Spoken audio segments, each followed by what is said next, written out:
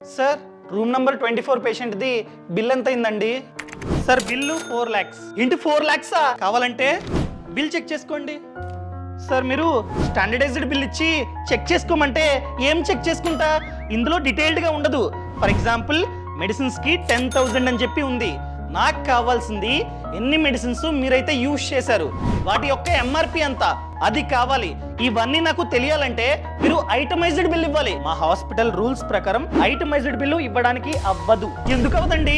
Chapter of patient rights ప్రకారం మేము కనుక అడిగితే మీరు ఐటమైజ్డ్ బిల్లు ఇవ్వాల్సిందే. ఇవ్వండి. సార్ కూల్ ఇదిగోండి ఐటమైజ్డ్ బిల్లు. సార్ ఇందులో డాక్టర్ రౌండ్స్ 10 అని ఉంది, కానీ డాక్టర్ 3 times మాత్రమే వచ్చారు. ఏంటి ఎంఆర్ఐ స్కానింగా? అసలు ఎంఆర్ఐ స్కానింగే చేయించలా. ఇన్ని మెడిసిన్సా?